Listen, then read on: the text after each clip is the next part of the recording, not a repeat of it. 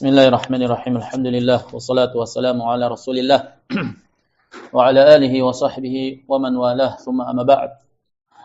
Melanjutkan kembali kajian kita pembacaan Risalah Hajrul Mubtadi' karya Syekh Bakar Abu Zaid rahimahullah. Kita masuk di pertemuan yang keempat. Al-Mabhatsus Tsalits, bahasan yang ketiga berkaitan dengan syarat-syarat hajar yang syar'i. Naam, اقرأ يا زكي. بسم الله الرحمن الرحيم. قال المصنف ارفع صوتك. قال المصنف رحمه الله تعالى: المبحث الثالث شروط الهجر الشرعي. الهجر الشرعي للفجار من المبتدعين والفساق عبادة، والعبادة لابد من توفر ركنيها. Naam. Hajar. Bahasan yang ketiga berkaitan dengan syarat-syarat hajar yang syar'i. Hajar syar'i kepada orang-orang yang jelek dari kalangan ahli bid'ah maupun ahli kefasikan adalah merupakan bentuk ibadah kepada Allah Subhanahu wa taala. Termasuk dari realisasi terhadap al-wala wal bara, membangun loyalitas di atas syariat Allah dan antipati kepada perkara-perkara yang menyelisih syariat Allah Subhanahu wa taala. Maka yang demikian termasuk dari ibadah. Maka jika demikian adanya, ibadah harus terpenuhi padanya dua rukunnya. Naam. الأول الإخلاص وهو ميزان الأعمال في باطنها. الثاني والمتابعة وهو ميزان الأعمال في ظاهرها. Naam, rukun yang pertama pada ibadah adalah al-ikhlas. Dan dia adalah timbangan acuan segala amalan dalam batin. Pijakan amalan batin adalah ikhlas. Ditujukan, dimurnikan amalan itu semata hanya demi Allah Subhanahu wa taala. Yang kedua adalah al-mutaba'ah. Ittiba', mengikuti metode Nabi sallallahu alaihi wasallam, dan ini adalah al-mutaba'ah adalah segala timbangan acuan terhadap segala amalan yang zahir.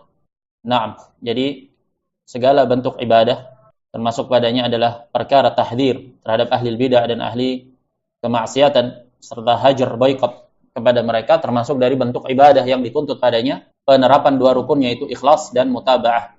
Ikhlas demi agama Allah dan demi syariat Allah, bukan atas tendensi kepentingan individu tertentu atau rasa sakit hati. Naam, tapi semata-mata hanya demi menegakkan kalimat Allah Subhanahu wa taala dan rasa kepedulian dan respek yang besar terhadap syariatnya. Begitu pula harus sesuai dengan bimbingan Nabi sallallahu alaihi wasallam. Naam.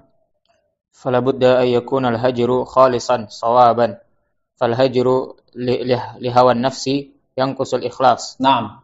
Jadi sudah sepatutnya hajar itu tahdzir, boikot, hajar terhadap ahli bidah dan ahli ma'asi harus khalisan, murni, ikhlas, dicurahkan demi syariat Allah, dan juga harus sawaban, menetapi kebenaran, tepat sasaran.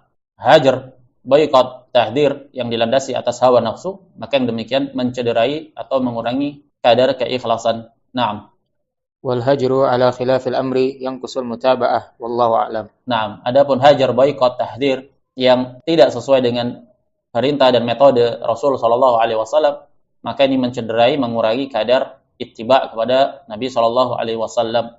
Jadi sudah barang tentu harus terpenuhi padanya dua rukunnya dalam mengamalkan syariat hajar mubtadi' dan boikot kepada mereka serta tahdzir kepada mereka, yaitu ikhlas demi agama dan syariat Allah dan mutaba'ah, mengikuti bimbingan Nabi sallallahu alaihi wasallam.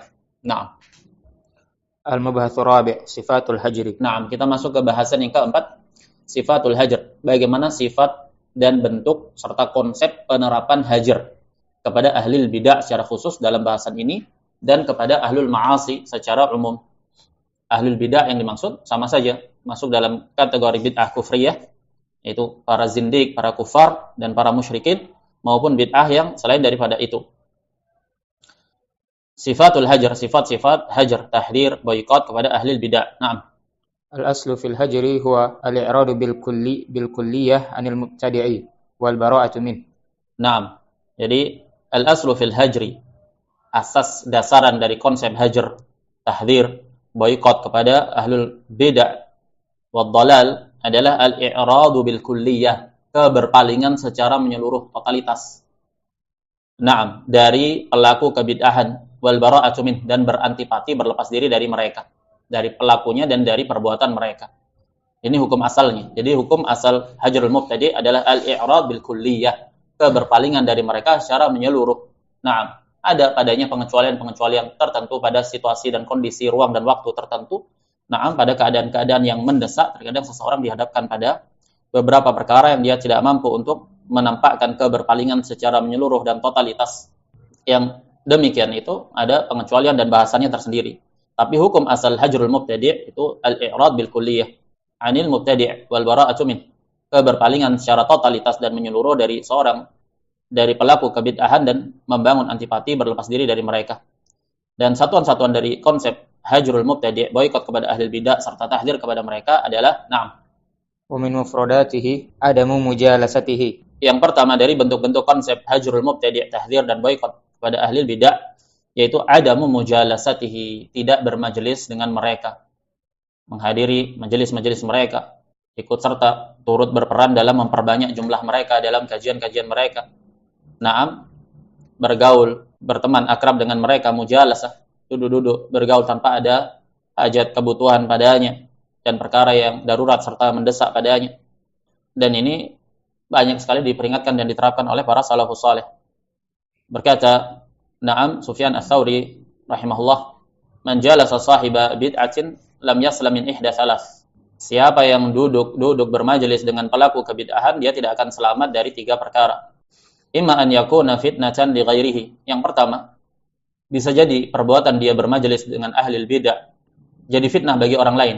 Bisa jadi dia kuat, dia kokoh, tidak terfitnah, tidak terpengaruh kebid'ahannya. Tapi bagaimana dengan orang lain yang melihat majelis dia, mujalasah dia dengan ahli bid'ah tersebut membuat orang lain terfitnah. Duduknya dia bersama ahli bid'ah secara tidak langsung membuat rancu bagi orang-orang di tingkat bawah, orang-orang awam, melihatnya sebagai sebuah rekomendasi, jadi fitnah bagi orang lain. Yang kedua, wa imma an yaqa'a fi qalbi syai', atau bisa jadi hatinya tertimpa dengan sesuatu sehingga dia tergelincir dengannya, maka dengan sebab itu Allah Subhanahu wa taala masukkan dia ke dalam neraka, waliyadzubillah, masuk syubhat padanya. Naam, menjadilah syubhat tersebut menetap di dalam dirinya untuk kemudian dia yakini sebagai suatu keyakinan, padahal itu adalah kebid'ahan dan kekufuran misalkan. Wa imma an yaqula wallahi ma ubali ma takallamu wa inni wathiqun bi nafsi. Atau kemungkinan yang ketiga, dia akan berkata kepada dirinya sendiri, demi Allah aku tidak peduli apa yang dia ahli bid'ah tersebut katakan, dakwahkan. Wa inni wathiqun bi nafsi, aku ini percaya terhadap diriku sendiri. Percaya diri dia bahwasanya dia tidak akan tertipu oleh syubhat ahli bid'ah tersebut. Dan ini musibah. Naam.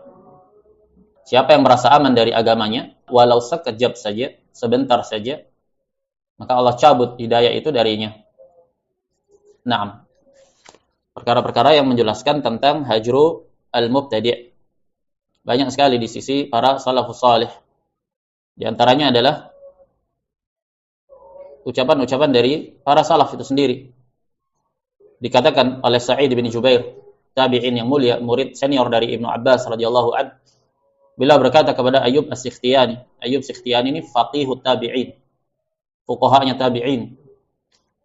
Beliau berkata, Ra'ani Sa'id bin Jubair, jalastu ila Talq bin Habib. Sa'id bin Jubair melihatku, mendapatiku sedang bermajelis kepada Talq bin Habib, salah seorang ahli bidah di masa itu. Faqala li, maka Sa'id bin Jubair menasihatkan kepadaku, alam araka jalasta ila Talq bin Habib.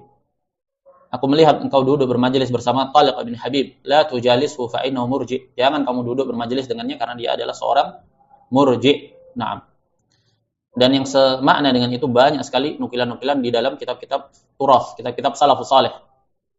Ibrahim An-Nakhai, imam ahli Kufah di masanya, tabi'in yang mulia, berkata, la tujalisu ashabal ahwa wa la tukallimuhum. Jangan kamu bermajelis dengan para pengekor hawa nafsu. Itu ahli bidah. Wa la tukallimuhum, jangan engkau mengajak mereka bicara. Fa inni akhafu an tartadda qulubukum. Aku khawatir hatimu itu akan murtad, kembali ke belakang, meragukan keimanan dan meragukan akidah yang benar. Dan yang semakna dengan ini banyak sekali nukilan-nukilan dari salafus salih yang terlalu banyak untuk disebutkan di sini satu persatu. Naam, jadi termasuk dari bentuk-bentuk hajrul mubtadi' adamu mujalasatihi, tidak bermajelis bersama mereka, kungku bersama mereka, menghadiri majelis mereka, memperbanyak barisan mereka, naam, berserikat dalam channel-channel media-media sosial mereka, tergabung sebagai follower dan subscriber, ini semua memperbanyak barisan mereka. Telah disebutkan dalam hadis, man katsara sawada qaumin fahuwa minhum. Siapa yang memperbanyak barisan suatu kaum, maka dia termasuk dari kaum tersebut, terhitung sebagai golongan yang memperbanyak kaum tersebut. Naam. Adamu mujalasatihi, tidak bermajelis bersama mereka, baik majelis secara tatap muka maupun majelis yang sifatnya online di masa ini. Aywa. Al-ibtiadu an mujawazatihi. An mujawaratihi. Yang kedua, al-ibtiadu an mujawaratihi, menjauh dari bersanding dengan mereka. Para salafus saleh dahulu, ketika ada ahli bidah di dekat mereka, mereka menjauh. Al-ibtiad, menjauh. Naam. Bukan malah mendekat, berbicara bersama, bertemu di suatu tenda haji, di musim haji, bertemu, bertatap muka, beramah tamah, naam, saling berpelukan, diekspos oleh media. Yang demikian adalah kesesatan. Para salafus saleh, termasuk dari konsep-konsep hajrul mubtadi', al-ibtiadu an mujawaratihi, menjauh. Sekedar tahu fulan ada di sekitar situ, dia menjauh. Naam. Aywa. Tarku tauqirihi. Yang ketiga, tarku tauqirihi, meninggalkan untuk memberikan respek, pemuliaan kepada mereka. Naam. Hormat kepada mereka. Wala karamah. Ahlul bidah itu la karamah, tidak ada kehormatan untuk mereka. Aywa. Tarku mukalamatihi. Yang keempat, tarku mukalamatihi, termasuk dari bentuk-bentuk hajrul mubtadi', sikap tegas, boikot kepada ahli bidah, tarku mukalamatihi, meninggalkan untuk berbicara dengan mereka. Naam. Menggubris atau menganggap pembicaraan mereka, tidak digubris. Tarku mukalamatihi, tidak diajak bicara. Naam. Aywa. Tarku salami alaih. Yang kelima, tarku salami alaihi, meninggalkan mengucapkan salam kepada mereka. Karena syariat ini memerintahkan kita untuk memutus segala sebab yang dapat menghantarkan kepada mahabbah, rasa cinta kepada musuh-musuh syariat. Dalam hal ini secara khusus ya ahli bidah. Yang dikatakan termasuk sebab-sebab mawaddah adalah ifsya'us salam, saling menebarkan salam. Hal adullukum ala syai'in idza fa'altumuhu tahabbtum. Maukah aku tunjukkan kalian kepada sesuatu yang apabila kalian lakukan kalian akan saling cinta. Afshu salam bainakum. Tebarkanlah salam di antara kalian. Berarti ifsya'us salam, menebarkan salam, ini termasuk dari sebab-sebab mawaddah. Dan kita diperintahkan untuk memutus sebab-sebab mawaddah kepada ahli bidah. Maka kalau begitu di antaranya adalah tarkus salam alaihi, meninggalkan mengucapkan salam kepada mereka. Naam. Tarku tasmiyatilah. Yang keenam, tarku tasmiyatilah. Naam, tarku at-tasmiyati lahu. Wallahu a'lam, apa yang dimaksud tasmiyah di sini? Tasmiyah apakah yang dimaksud adalah mengucapkan basmalah atau tarku tasmiyatilah, yaitu meninggalkan menyebut-nyebut namanya. Naam. Maksudnya mungkin mengangkat-ngangkat namanya, mempopulerkannya. Mungkin itu yang dimaksudkan. Naam. Aywa. Adamu bastil wajhi lahu ma adami hajris salami wal kalam. Yang ke-7 dari bentuk-bentuk hajrul mubtadi', adamu bastil wajhi lah, tidak menampakkan wajah yang berseri-seri kepadanya. Ahlul bidah, na'am, la karamah, tidak ada kehormatan bagi dia. Tidak menampakkan wajah yang berseri-seri ceria, tersenyum manis di depannya.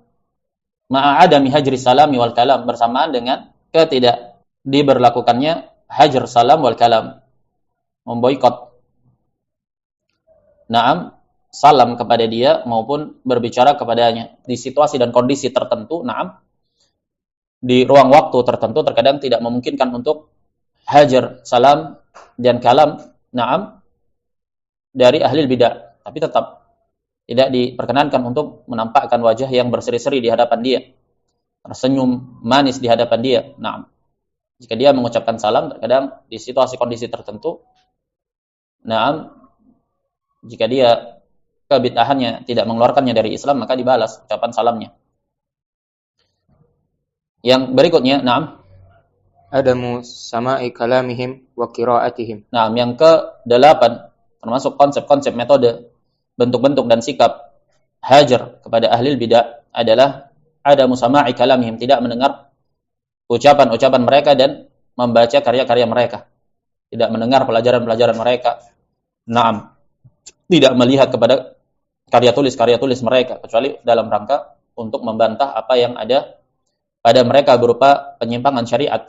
Jadi benar-benar al-i'radu bil kulliyah, berpaling dari mereka secara menyeluruh, menghajar, tidak mengambil dari mereka. Masuk padanya masalah-masalah yang tidak berkaitan dengan kebid'ahannya. Jika memungkinkan, tidak perlu mengambil dari ahli bidah, tidak mengambil darinya nahwunya, tidak mengambil darinya fikihnya, tidak mengambil darinya ilmu-ilmu yang lainnya. Naam. Karena pada ahli sunnah wal jamaah telah mencukupi. Naam, untuk masing-masing bidang ahli sunnah wal jamaah telah mengilmuinya dan masih didapati terkhusus di masa ini. Naam, yang bisa untuk mengajarkannya melalui rekaman-rekaman suara atau yang selain daripada itu. Aywa. Adamu musyawaratihim. Naam, yang berikutnya adamu musyawaratihim. Tidak mengajak mereka bermusyawarah, menjadikan mereka sebagai pemberi nasihat. Naam. Karena mereka ahli bidah, tidak bermusyawarah dengan mereka. Naam. Aywa. Wa hakadha min as-sifat allati yata'adda biha az-zajru bil hajri wa tahsilu maqasid syar'i. Naam, dan demikian pula dari sifat-sifat yang yata'adda biha zajru bil hajri, yang zajr itu tindakan memberikan pelajaran kepada ahli bidah itu, naam, terekspresikan, terungkapkan dengan hajar itu tadi, dan terhasilkan padanya maksud-maksud dari syariat. Maqasid dari hajar telah berlalu di pertemuan sebelumnya. Naam, di antara maqasid al-hajar, yang pertama kembali kepada orang yang dihajar, diboikot, ditahdzir. Yang kedua kepada keumuman kaum muslimin, dan yang ketiga dalam rangka penjagaan terhadap syariat dari kebid'ahan dan hawa nafsu. Naam, ini sifatul hajar, konsep-konsep dan bentuk-bentuk hajar yang ada dalam syariat ini. Naam, perkara yang mungkin di masa ini mencoba untuk dikerdilkan oleh ahlul ahwa, ya, untuk melanggengkan hawa nafsu dan kebid'ahan itu. Tapi mereka al-ghuraba, orang-orang yang terasing, yang berpegang teguh dengan syariatnya, naam, mereka senantiasa menerapkan yang demikian itu, hajar kepada ahli bidah. Naam, masuk ke bab berikutnya. Al-mabahathul khamis, manzilatul hajri min al-i'tiqad. Naam. Bab yang berikutnya, al-mabahathul khamis, bahasan yang kelima, manzilatul hajri min al-i'tiqad, kedudukan hajar. Hajrul mubtadi', tahdzir kepada ahli bidah, boikot, antipati kepada ahli bidah. Kedudukannya dalam i'tiqad, dalam akidah. Masalah hajrul mubtadi' ini bahasannya bahasan akidah. Bahkan para salafus saleh memasukkannya dalam kategori usulul i'tiqad. Tidak ada satupun kitab-kitab akidah dari kitab-kitab turathus salaf kecuali pasti bersentuhan dengan bab masalah ini. Ketika mereka membahas kebid'ahan, mereka membahas pelakunya, sudah pasti mereka akan jelaskan kelaziman dan tuntutan dari yang demikian, yaitu hajar, memboikot dan berlepas diri dari perbuatan kebid'ahan dan pelakunya.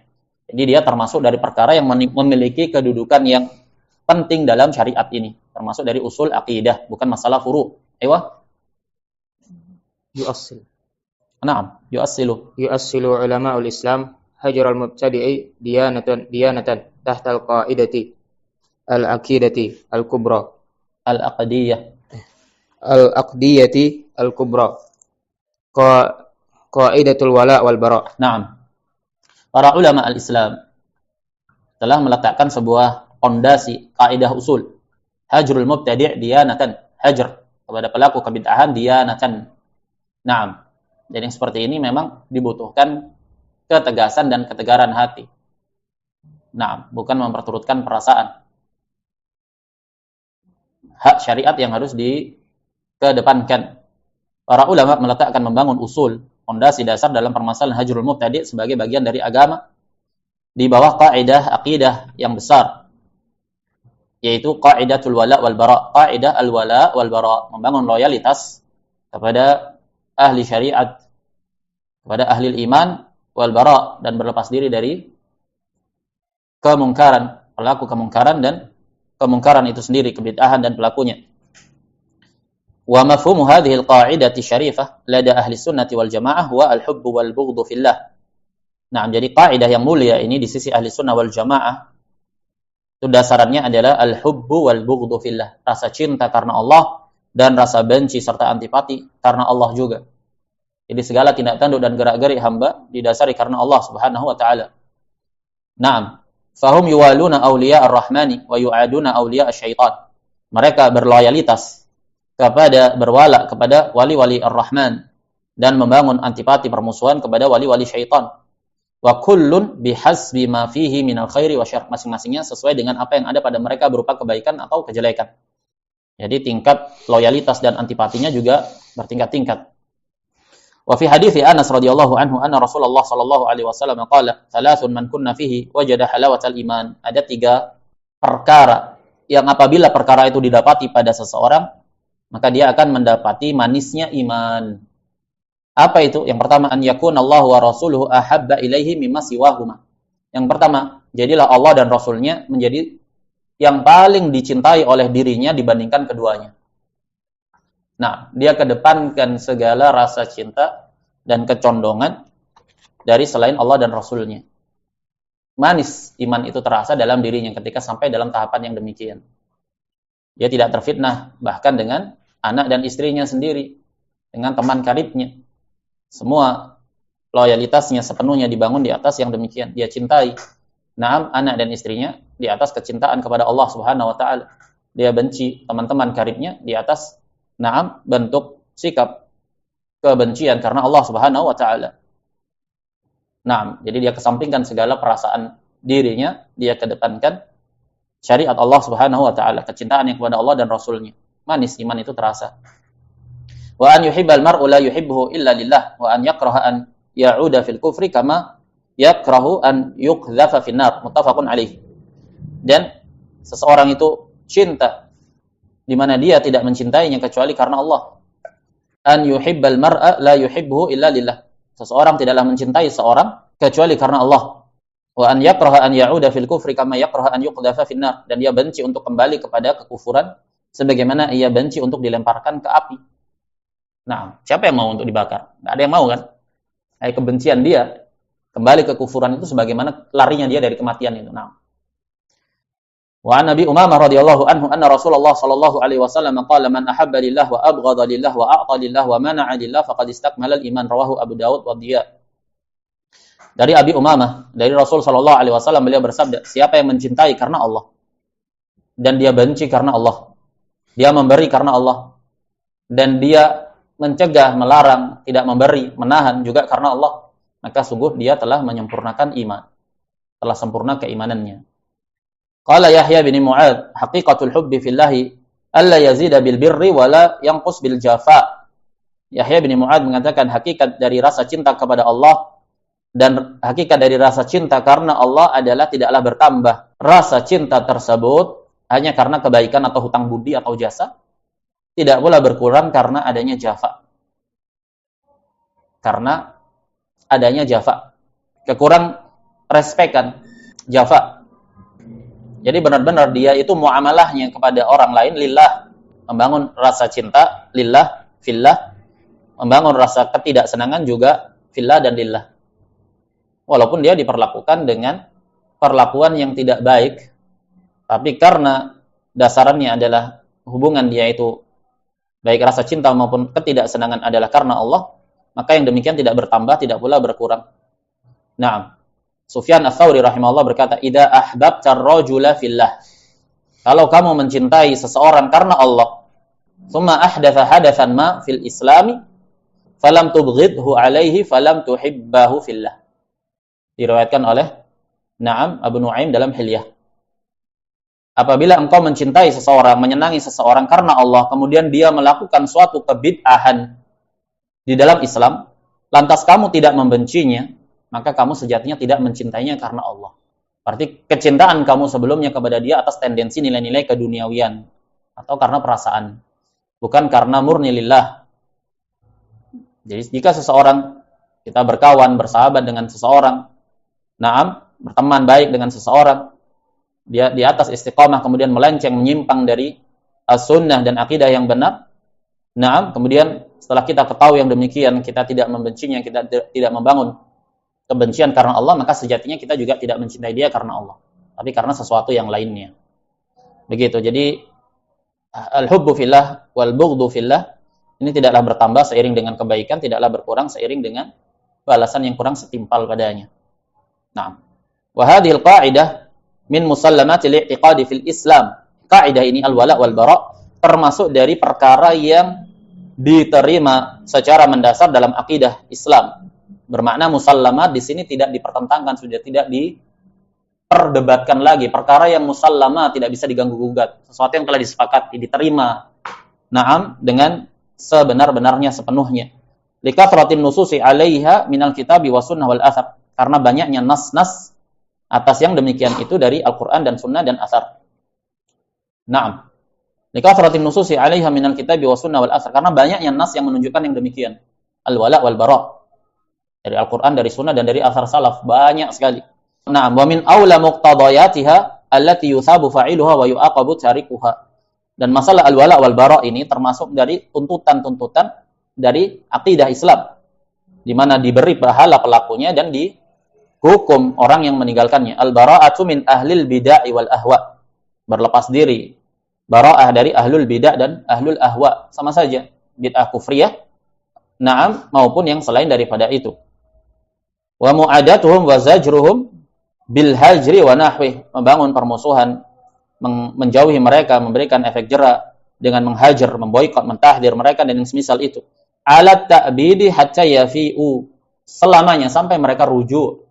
Selama mereka tidak rujuk dari penyimpangannya, maka kita antipati kepadanya. Wa hadza ma'qudun fi ammati kutubi i'tiqadi ahli sunnah wal jamaah. Dan yang demikian ini terbukukan, terpatrikan di seluruh kitab-kitab i'tiqad ahli sunnah wal jamaah. Kalau kita merujuk ke kitab-kitab akidah yang ditulis di abad 1, abad 2, abad 3, abad 4 Hijriah, itu penuh dengan asar yang demikian. Hajrul mubtadi', ketegasan salaf terhadap ahli bidah. Wa aktafi bima asalahu al-Imam Abu Ismail As-Sabuni, dan aku cukupkan di sini dengan apa yang telah diletakkan oleh Al-Imam Abu Ismail As-Sabuni sebagai sebuah pondasi-pondasi akidah dalam permasalahan al-wala wal bara'. Naam, ulama yang hidup di abad keempat Hijriah. Idza qala wa yubghiduna ahlal bid'ah alladhi ahdatsu fid dini ma laysa minhu. Wa yubghiduna, mereka ay para salafus saleh membenci, memurkai ahlul bid'ah yang mengadakan kebid'ahan dalam agama yang bukan termasuk dari perkara agama. Wa la yuhibbunahum, mereka tidak mencintai para ahlul bid'ah. Naam. Wa la yashabunahum, tidak pula bersahabat dengan mereka. Wa la yasma'una kalamahum, tidak pula mendengarkan kalamnya mereka. Wala yujalisunahum wala yujadilunahum fid din, tidak bermajelis dengan mereka, tidak pula na'am melayani, meladeni perdebatan mereka, memperdebatkan agama. Makanya kalau ada yang memperdebatkan pokok-pokok dasar agama, masalah udzur bil jahal terhadap syirik akbar, campakkan, tinggalkan, tidak usah digubris. Hujah Allah telah tegak, na'am, sampaikan saja secara global. Kalau dia mendebat, kita tidak dituntut untuk memuaskan masing-masing individu, na'am, para pendebat. Kita tidak dituntut memuaskan masing-masing orang. Karena Al-Quran telah sedemikian gamblang, penjelasan ulama juga sedemikian gamblang, hujah telah tegak. Nah, urusan mereka mau mendengar, mau menyimak, mau mencari tahu, mempelajari atau tidak, itu urusan kembali kepada mereka. Kalau kita meladeni perdebatan mereka dalam permasalahan-permasalahan yang telah jelas dalam agama, nah, ini bukan termasuk dari sikap salaf. Wala yunadhirunahum, tidak meladeni diskusi perdebatan mereka. Wa yarawna usawna adanihim an sama'i abatilihim allati idza marrat bil adani wa qarrat bil qulubi darrat wa jarrat ilaiha minal wasawisi wal khataratil fasidah ma jarrat. Nah, kita menjaga pendengaran kita dari mendengar kebatilan-kebatilan mereka, syubhat-syubhat mereka. Nah, tidak menoleh sedikit pun, karena kalau syubhat-syubhat itu melintas di pendengaran kita, kemudian menetap di dalam hati, akan memudaratkan, bahkan menyebabkan was-was, keraguan, syukuk, syak, marah bahaya. Yang itu semua merusak. Wa fihi anzalallahu azza wa jalla qawlahu wa idza ra'aital ladzina yakhuduna fi ayatina fa'arid anhum hatta yakhudu fi haditsin ghairi. Makanya Allah Subhanahu wa taala menegaskan konsep yang demikian itu dalam ayatnya. Apabila engkau melihat orang-orang yang memperdebatkan, memperbincangkan tentang ayat-ayat kami yang telah jelas dan gamblang tentang hukumnya, fa'arid anhum, berpaling kamu darinya. Naam. Hatta yakhudu fi haditsin ghairi, sampai mereka beralih kepada perbincangan yang lainnya. Ini sampai mereka rujuk dari pemikirannya dan syubhat-syubhatnya. Nah, sebagian orang justru sebaliknya. Nah, dia berpaling dari bermajelis kepada ahli aqidah yang benar dan justru menerima, menyambut majelis-majelis ahli bidah dan ahwa. Tsumma dzakara alamati ahli bidah, kemudian As-Sabuni menyebutkan alamat-alamat ciri-ciri ahli bidah wa alamati ahli sunnah, dan ciri-ciri ahli sunnah. Tsumma qala wattafaqu ma'a dzalika 'ala al-qawli bi qahri ahli bidah.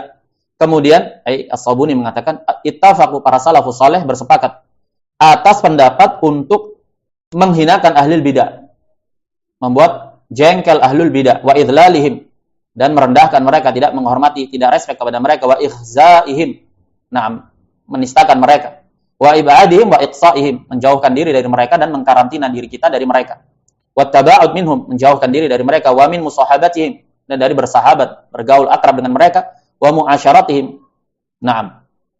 wa taqarrub ila Allah azza wa jalla bi mujanabatihim wa muhajaratihim, dan kita bangun konsep taqarrub kepada Allah, kita mendekatkan diri kepada Allah, beribadah kepada Allah dengan menjauhkan diri dan menghajar mereka. Wal uqubatu bil hajri lil mubtadi'i ihdal uqubati syar'iyyah allati yunazziluha ahlu sunnah bil mubtadi'ah hasbal bid'ah wal ahwa'i allati yatalabbasuna biha wa minha ma taqaddamat al isyaratu ilaihi wallahu a'lam. Nah, memberikan hukuman efek jera dengan hajar, boikot kepada ahli bidah, ini salah satu dari hukuman-hukuman syar'i yang diterapkan oleh ahli sunnah kepada para pelaku kebid'ahan, masing-masing sesuai dengan kebid'ahannya dan hawa nafsu mereka yang mereka amalkan. Dan pada yang demikian itu telah berlalu isyarat padanya, wallahu a'lam. Baik, kita cukupkan sampai di sini. Wassallallahu wasallam ala nabiyyina Muhammad wa ala alihi wa sahbihi ajma'in.